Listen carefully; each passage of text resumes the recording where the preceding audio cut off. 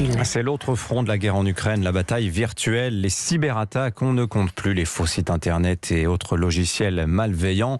Gare à votre boîte mail notamment. Bonjour Thomas Kerjean. Bonjour. Bienvenue sur Europe 1. Vous êtes le directeur général de Mail in Black. Mail in Black, c'est une solution de protection, enfin c'est une société qui fournit des solutions de protection de messagerie à destination des entreprises. Alors votre nom est anglais, mais vous êtes bien une société française, hein ? Tout à fait.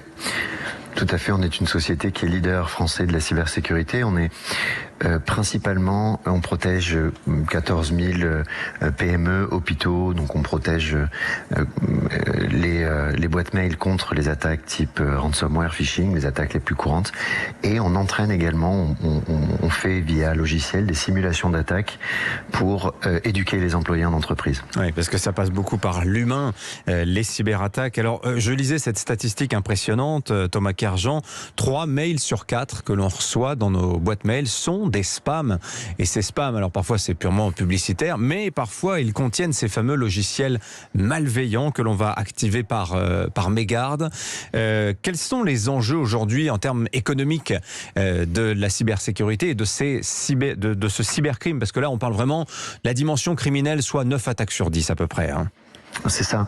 Donc comme vous le disiez très bien, donc le premier vecteur de communication pour la grande masse des entreprises françaises, c'est l'email. 300 milliards d'emails circulent chaque jour dans le monde, dont 75% sont effectivement polluants et nocifs. Et l'enjeu principal, c'est que depuis 2020, on a observé une hausse de 400% des cyberattaques. Alors, elles sont le fait de 3 raisons principales. D'abord la propagande, puisque depuis l'Europe vers la Russie ou la Russie vers l'Europe, on cherche quelque part à discréditer un régime ou un autre, et ça constitue un bon volume de contenu qui circule en spam sur les réseaux sociaux et termine dans les mails. Le confinement aussi a largement amplifié la surface d'attaque, avec plus de 5 millions de télétravailleurs qui, beaucoup moins éduqués, beaucoup moins préparés, sont beaucoup plus faciles à attaquer, d'où la raison pour laquelle on les entraîne. Et enfin, la démocratisation des attaques, c'est-à-dire qu'on peut aujourd'hui, en tant que hacker, que pirate, trouver beaucoup plus facilement dans ce qu'on appelle le dark web, donc dans le web informel, des attaques prêtes à l'emploi, des listes d'entreprises qui sont potentiellement payeuses de rançon.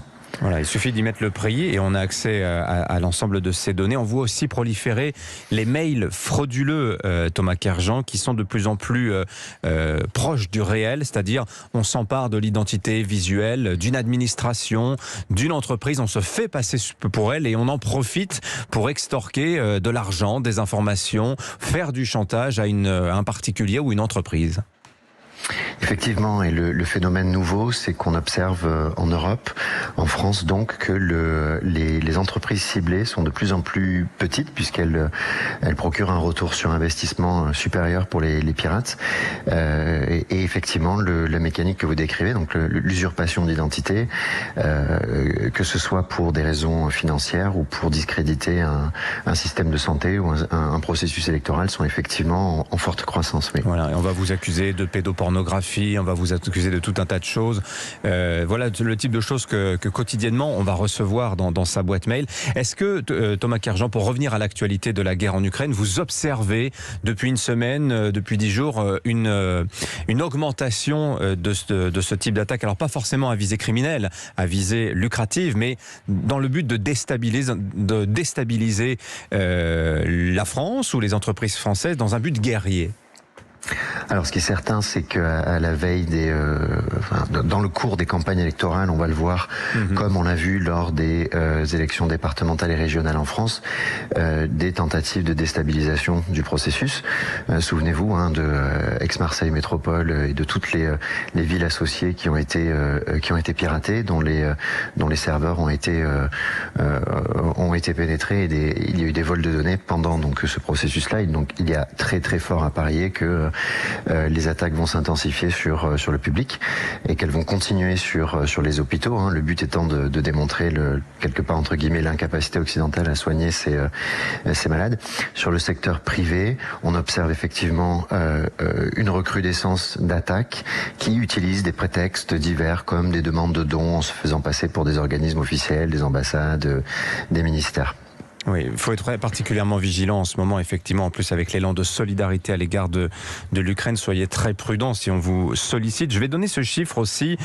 Thomas Kerjean, c'est la société d'études Cybersecurity Ventures qui nous le fournit. Elle estime que la cybercriminalité a coûté au monde l'an dernier, en 2021, près de 6 000 milliards de dollars. C'est plus de 2 fois le PIB de la France, Thomas Kerjean.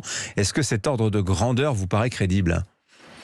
Il est tout à fait crédible et il va croissant. Les technologies, les technologies de communication, le monde étant de plus en plus connecté, le nombre d'utilisateurs n'étant pas formé, effectivement, le nombre d'attaques va croissant et le piratage s'est professionnalisé. Et il faut penser au piratage comme en Corée du Nord, en Russie, en Chine ou ailleurs, comme une source de revenus, un modèle économique. Revenons à votre société, Thomas Kerjean, si vous le voulez bien, Mail in Black. Alors, je le disais, vous nous l'avez dit, vous êtes basé à Marseille, 14 000 sociétés clientes. Vous êtes aussi, vous le revendiquez, 100% hébergé en France. En quoi c'est important ?